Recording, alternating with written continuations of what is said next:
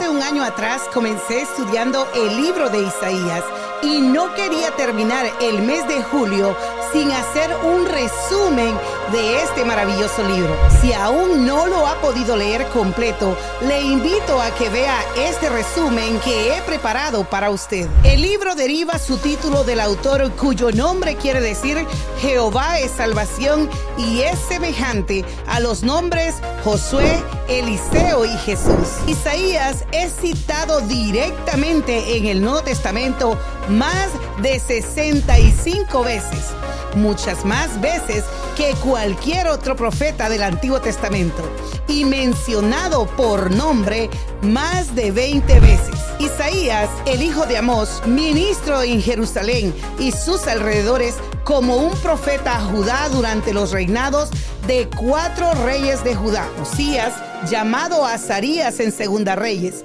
Jotán, Acaz y Ezequías. Desde cerca del 739 al 686 a.C., evidentemente venía de una familia de cierto rango, porque tuvo acceso fácil al rey y cercanía a un sacerdote. Él era casado, tenía 2 hijos que llevaban nombres simbólicos: Sear Yasub, un remanente regresará, y Maher Salahasban, apurándose al botín, corriendo a la presa. Cuando fue llamado por Dios a profetizar en el año de la muerte del rey Usías, cerca del 793 a.C., respondió con prontitud gustosa, aunque sabía desde el principio que su ministerio sería de advertencia y exhortación sin fruto. Habiendo sido criado en Jerusalén, él era una alternativa apropiada como consejero político y religioso para la nación. Isaías fue un contemporáneo de Oseas y Miqueas. Su estilo de escritura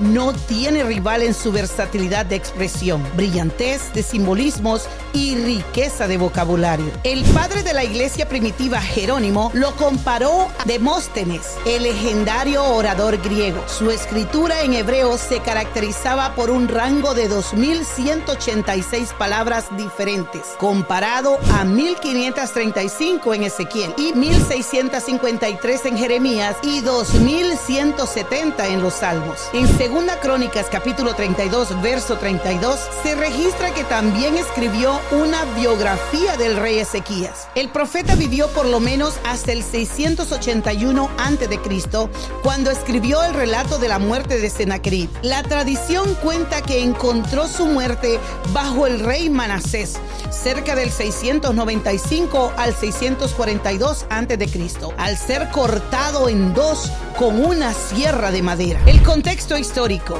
durante el reinado próspero de Usías de 52 años, cerca del 790 al 739 a.C., Judá se desarrolló y llegó a ser un fuerte estado comercial y militar, con un puerto para el comercio en el Mar Rojo y la construcción de muros, torres y fortalezas. Sin embargo, el período fue testigo de un declive en el nivel espiritual de Judá. La caída de Usías fue el resultado de un intento por asumir los privilegios de un sacerdote y quemar incienso sobre el altar. Él fue juzgado con lepra, de la cual nunca se recuperó. Su hijo Jotán tuvo que encargarse de los deberes del rey antes de la muerte de su padre. Asiria comenzó a emerger como una nueva potencia internacional bajo Tiglat-Pileser cerca del 745 al 727 a.C.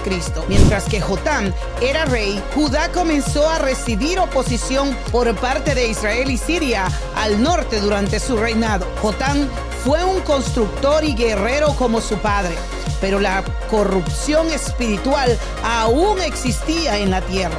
Acab tenía 25 años cuando comenzó a reinar en Judá y reinó hasta los 41.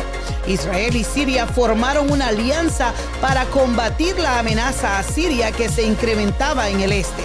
Pero Acaz rehusó incluir a Judá en la alianza. Por esto, los vecinos del norte amenazaron derrocarlo y la guerra comenzó en el 734 a.C. Con pánico, Acaz buscó al rey de Asiria para encontrar ayuda. El rey asirio con gusto respondió saqueando a Gaza, llevando a toda Galilea y Galaad en cautiverio y finalmente capturando Damasco en el 732 a.C. La alianza de Acaz con Asiria llevó a que él introdujera un altar pagano en el templo de Salomón. Durante su reinado en el 722 a.C., Asiria capturó a Samaria, capital del reino del norte, y llevó muchas de las personas más capaces de Israel a la cautividad. Ezequías comenzó su reinado sobre Judá en el 715 a.C.